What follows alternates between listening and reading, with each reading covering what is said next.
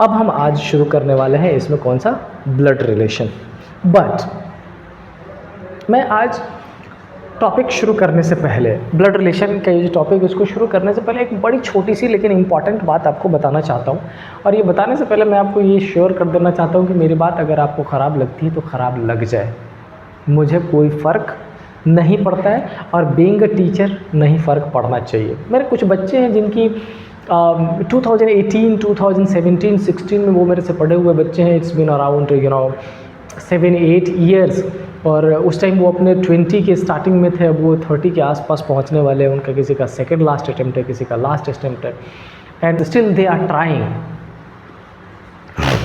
मैं आपको ये बताना चाहता हूँ कि बेटा अपने आप को बेवकूफ़ बनाना बंद करिए। आपको अगर ऐसा लगता है कि क्लास में कुछ चीज़ें बहुत अच्छा करके, क्लास में बहुत सारी चीज़ों पे अलग अलग चीज़ों पर डाइवर्सिफिकेशन के साथ ध्यान देके आप अगर रिजल्ट ले लोगे तो ऐसा बिल्कुल भी नहीं है। मैं आपको एक जीता बहुत ही क्लियर और फ्रैंक लैंग्वेज में मैं आपको बताना चाहता हूँ कि मैं आपके सामने एक जीता जाता एग्जाम्पल हूँ। मैं आज रीजनिंग पढ़ा रहा हूँ, मैं बायोलॉजी पढ़ाता हूँ क्योंकि मैं सिर्फ 2 सब्जेक्ट में अच्छा हूँ।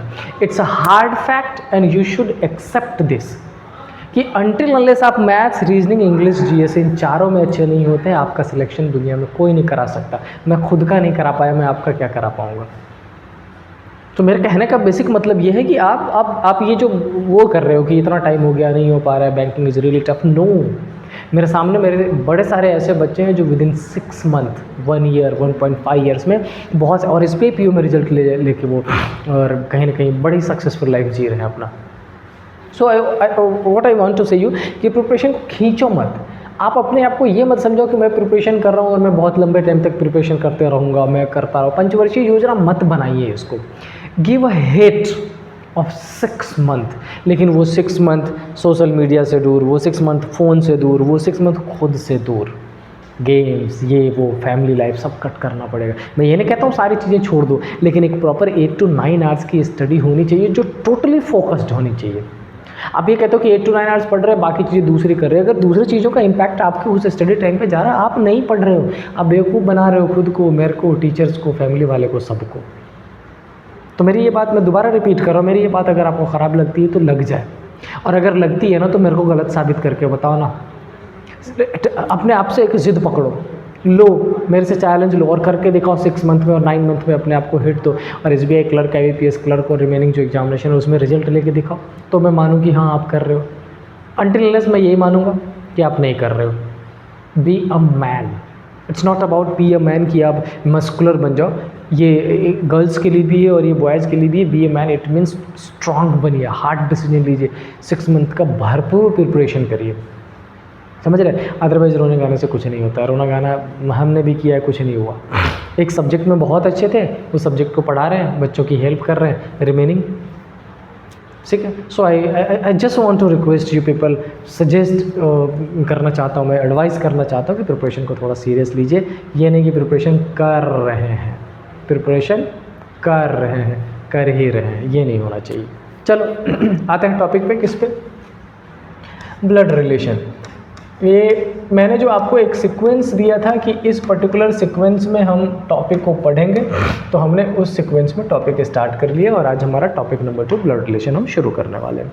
अच्छा, first second lecture probably second lecture में मैं ख़त्म कर दूंगा क्योंकि थोड़ा तेज चल रहे हैं अपन। जो फर्स्ट लेक्चर है टोटली बेसिक्स पे मैं फोकस करने वाला हूँ। नेक्स्ट जो 30 मिनट हम पढ़ेंगे टोटली बेसिक्स पढ़ेंगे, और कल वाले पे मैं आपको उस पैटर्न तक लेके चलूँगा जहाँ पर SBI PO IBPS क्लर्क के प्री या मेंस में जो क्वेश्चन पूछा जाता है उस पैटर्न तक, ठीक है। तो चलिए देखो, सबसे पहले क्या है इस टॉपिक में, सबसे इम्पॉर्टेंट है कि आपको अपने रिलेशन की कितनी समझ है।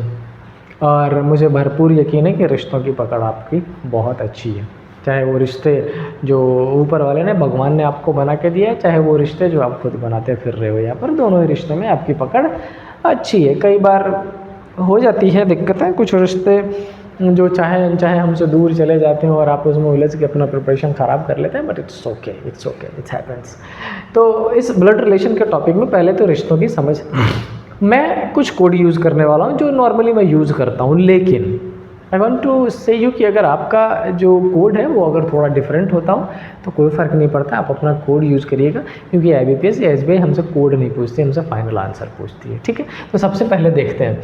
अच्छा, एक पर्टिकुलर रिलेशन के लिए एक मेल और साथ में एक किसका होना ज़रूरी है, एक फीमेल का होना ज़रूरी है। तो इम्पॉर्टेंट ये है कि हम मेल से किसको कंसीडर करें, तो बेटा मैं हमेशा मेल किसको कंसीडर करता हूँ, स्क्वायर को, और हमेशा फीमेल किसको कंसीडर करता हूँ, सर्कल को। कई सारे लोग प्लस माइनस, कई सारे लोग different sign, it's all up to you. मैंने दोबारा रिपीट किया। अब बात ये रही कि इन दोनों के बीच में प्राइमरी रिलेशन क्या होगा। तो प्राइमरी रिलेशंस में फर्स्ट मेंटेन कर रहा हूँ इक्वल लाइन। इक्वलिटी मतलब दोनों तरफ बराबर है, और ये मैं रिलेशन कंसीडर करने वाला हूँ किसको, स्पाउस। और प्रोबेबली स्पाउस आप समझ रहे होंगे, मेल होगा तो हस्बैंड और फीमेल होगी तो वाइफ। क्लियर? चलो अब चलते हैं दूसरे पे। दूसरा छोटा सा बना देता हूँ मैं, इधर कोने में छोटा सा बना देता हूँ। आप मुझे बताओ कि क्या दो मेल के बीच में ये साइन, या क्या दो फीमेल के बीच में ये साइन पुट कर सकते हैं? बेसिकली मैंने आपसे क्या पूछ लिया है, बेसिकली मैंने आपसे पूछ लिया कि क्या सेम जेंडर में मैरिज सोलेमनाइज कर सकते हैं।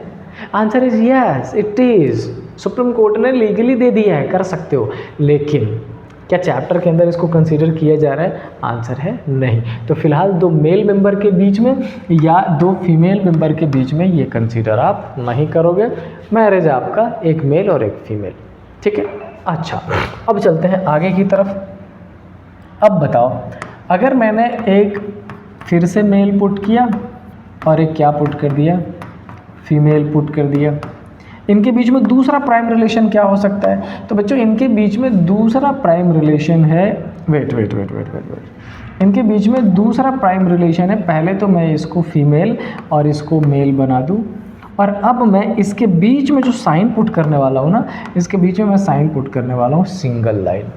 ये सिंगल लाइन से मैंने क्या रिप्रेजेंट किया है? तो बच्चों मैंने इस सिंगल लाइन से रिप्रेजेंट किया है एक रिलेशन को, जिसको हम क्या बोलते हैं, सिबलिंग्स। सिबलिंग का क्या मतलब? मेल होगा तो ब्रदर और फीमेल होगी तो सिस्टर। आई होप ये क्लियर हो गया होगा। सबसे पहले हमने किसको कंसीडर किया, वो मेल फीमेल, लेकिन डबल लाइन से स्पाउस को। अगर आप स्पाउस को किसी दूसरे कोड से कंसीडर करते हैं, इट्स ओके, कोई फ़र्क नहीं पड़ता है कौन सा कोड यूज़ किया जा रहा है, इंपॉर्टेंट है आंसर फ्रेम होना। और दूसरा मैंने, अब बात ये रही कि क्या मेल और फीमेल में सिबलिंग्स की कंडीशन वैसी पॉसिबल है जैसा मैंने वहाँ पुट किया है? क्या मैं दो मेल के बीच में ये साइन पुट कर सकता हूँ? क्या मैं दो फीमेल के बीच में ये साइन पुट कर सकता हूँ? Answer is big yes. दोनों सिस्टर एंड दोनों ब्रदर। तो ये तो हमने की बेसिक की शुरुआत, और सारे ऐसे रखे, रो में रखा। अच्छा, अब अगर इस पैटर्न में मैं आपको बोलूँ ऐसा, सपोज कर लो कि मैंने दो मेल पर्सन अगर ये पुट कर दिया, मैंने दो फीमेल पर्सन अगर ये पुट कर दिया, क्या ये वैलिड रिलेशन है? आंसर है यस। तो अगर इस पैटर्न पे हमारे, तो हम सेम जनरेशन में जा रहे हैं। मैंने पहला आपको समझा दिया किसका, स्पाउस का, दूसरा आपको समझा दिया किसका, सिबलिंग्स का। स्पाउस का मतलब क्या हो जाता है, हस्बैंड एंड वाइफ। सिबलिंग्स का मतलब क्या हो जाता है, ब्रदर एंड सिस्टर। स्पाउस में जेंडर हमेशा चेंज होना चाहिए, सिबलिंग्स में जेंडर सेम भी हो, जेंडर चेंज भी हो, तब भी चलता है। अब बात रही इसमें, तो बेटा जैसे ही ये रिलेशन होगा, इसका मतलब जनरेशन चेंज हो गया। अगर ऊपर वाला पर्सन है तो ऊपर ये जो पर्सन है ये क्या हो जाएगा, फादर, और ये क्या हो जाएगा, सन। अगर इसकी बात कर ले तो ये क्या हो जाएगी, मदर, और ये क्या हो जाएगी, डॉटर।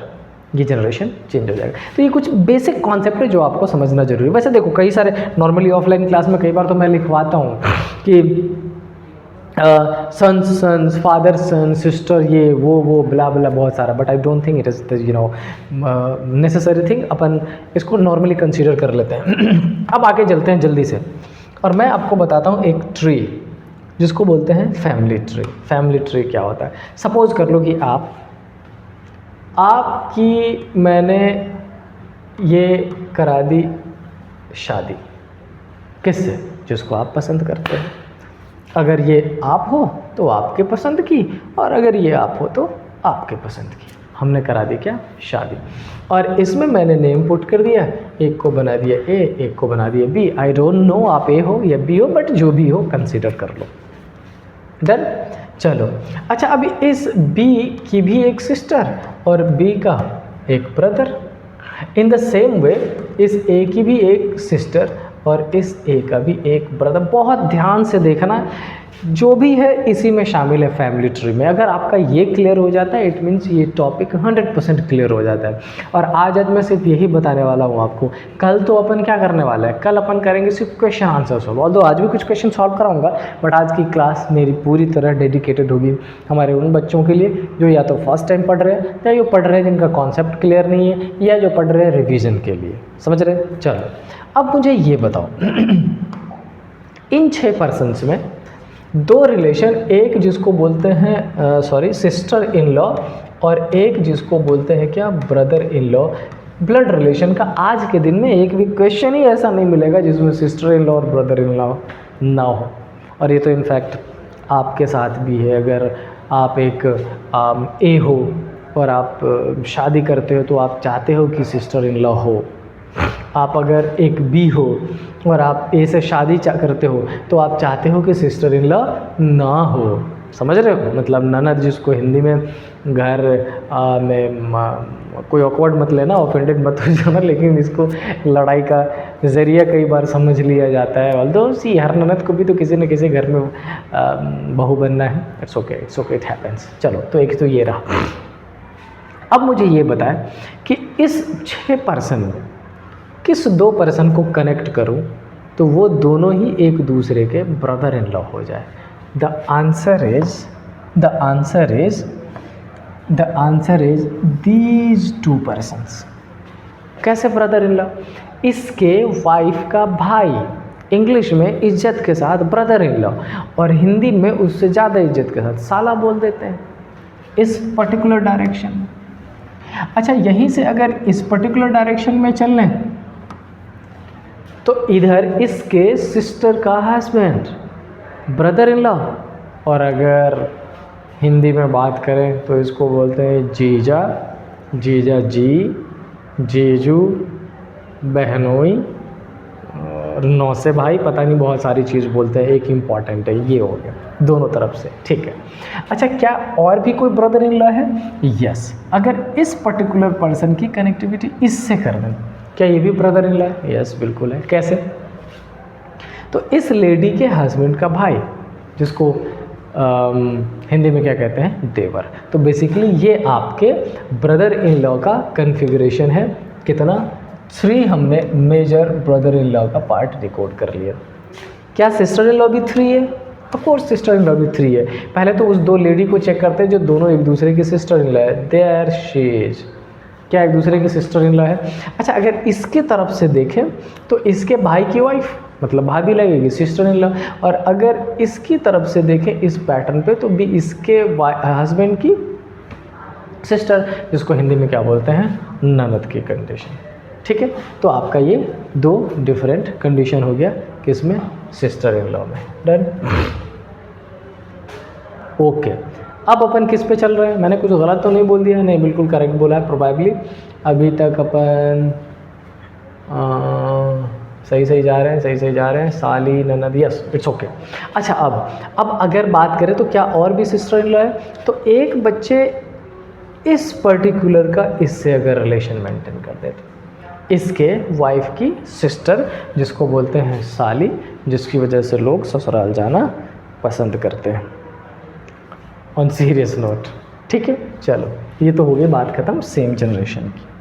अब सपोज कर लो कि मैंने आपसे ये बताया कि बच्चों कुछ टाइम के बाद ये ए और बी को एक होता है बेटा और एक होती है बेटी कुछ दिनों के बाद।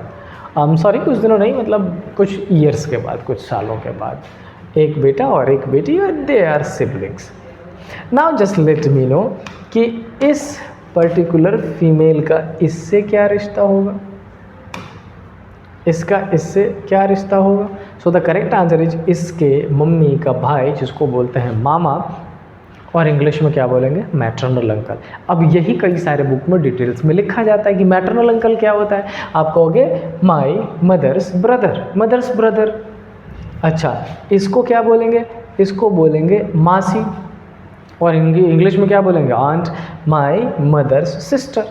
ओके, अच्छा इसको क्या बोलेंगे, बेस्ट बेस्ट रिश्ता of the world, my father's brother uncle. और इसको क्या बोलेंगे, बेटा ध्यान रखना, इसको आंटी नहीं बोलेंगे, ये क्या हो जाएगा, माई ब्रदर्स माई फादर्स सिस्टर, जिसको अपन हिंदी में क्या बोलते हैं, बुआ बोल देते हैं। So these are some relations जो मुझे आपको समझाना था, और ये क्लियर हो जाना चाहिए।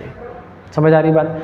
ये मैंने प्रॉपर शेप बना दिया है एज इट इज़। ये पीपीटी पूरे डिटेल्स में मैं आपके लिए डाल दूंगा। कहाँ, मैंने आपको बताया था कि मैं जो पीपीटी डालता हूँ वो मैं, एक तो आप मुझे डायरेक्टली सर्च कर सकते हैं प्री अड्डा 360, इससे आपको मैं मिल जाऊँगा टेलीग्राम पे।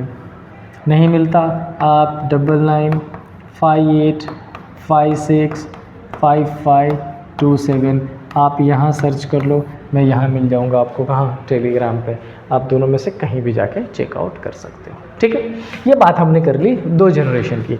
अब थोड़ा आगे चलते हैं। नेक्स्ट, सपोज कर लो कि ये ए, और ए ने किससे शादी कर ली थी, बी से। इसका बच्चा एक आ गया था डॉटर सी, और इसका एक सन आ गया था D.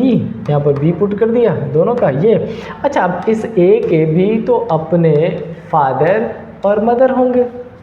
In the same way इस बी के भी अपने फादर और मदर होंगे। Now we have to talk about this. So let me know कि इनका क्या रिलेशन होगा। आप सिंपल वे में बोलोगे सर मेरे मम्मी की मम्मी है, तो क्या हो जाएगी, ग्रैंड मदर। कौन सी, मैटरनल साइड से। यहाँ पे ध्यान रखने की ज़रूरत है, कौन सी, मैटरनल साइड से अपन क्या बोलते हैं, ग्रैंड मदर। अच्छा, इन दोनों का क्या रिलेशन है। आप बोलोगे सर मेरे मम्मी के पापा है, ये क्या हो जाएगा, grand father, maternal grand father. बेटा इतने बेसिक्स में बता रहा हूँ मैं, इतने सिंप्लीफाइड वे में कोशिश कर रहा हूँ बताने का आपकी, ताकि ये आपके दिमाग से रिलेशनशिप वाला जो भूत है कि मेरे से तो क्लियर ही नहीं हो रहा, मेरे को तो समझ ही नहीं आ रहा, बुआ क्या हो जाती है, चाचू क्या हो जाता है, ये क्लियर हो जाए हमेशा के लिए। Okay, now let's talk about this. ये क्या है, आप फिर से बोलोगे सर मेरे पापा के पापा है, क्या है, ग्रैंड पेरेंट्स। कौन सा, पैटर्नल। और अगर इनकी बात कर लूँ तो क्या है, आप बोलोगे मेरे पापा की मम्मी है, क्या है, पैटर्नल। तो ज़्यादातर क्वेश्चन में आपको ये 3 जनरेशन जो हमने सबसे पहले देखा, इसमें फर्स्ट जनरेशन की बात कर ली सेम, उसके बाद हमने यहाँ बात कर ली जिसमें मैंने कोई कितने जनरेशन बात कर ली, 2 जनरेशन, और उसके बाद मैं यहाँ पर आ गई कितने जनरेशन की बात कर ली, 3rd जनरेशन। इसमें ग्रैंड पेरेंट्स और ग्रैंड सन की इम्पॉर्टेंट आप ध्यान रखिएगा। अगर बात की जाती है किसकी, ग्रैंड पेरेंट्स की, तो कई सारे क्वेश्चन में डायरेक्टली ग्रैंड पेरेंट्स है। It should be pretty clear कि वो कैसा है। एक तो होता है मैटरनल और एक क्या होता है, पैटर्नल। अगर पैटर्नल की बात करें तो किसके साइड का हो जाएगा, फादर के साइड का। और अगर मैटरनल की बात करें तो किसके साइड का हो जाएगा, मदर के साइड का। That's it, done. तो ये आपको ध्यान में रखना पड़ेगा, दैट इज मोस्ट इम्पॉर्टेंट। अच्छा, क्या हिंदी में, बेटा हिंदी में भी क्वेश्चन पढ़ते हैं। ऐसा नहीं कि हिंदी में दादा लिख देगा, नाना दादी या नानी, नहीं, वहाँ पर भी लिख देते हैं, हिंदी में ऐसा लिख देगा, ऐसा लिख देगा, पैटर्नल, ऐसा पैटर्नल, ग्रैंडफादर। लो फंस गए, अटक गए। तो आपको हिंदी में भी इंग्लिश के कुछ वर्ड सिंपल है, ये आपको पता है, इन सबको याद रखना पड़ेगा। तो बेसिक ये आपका था किस चीज़ से रिलेटेड, ब्लड रिलेशन का बेसिक्स।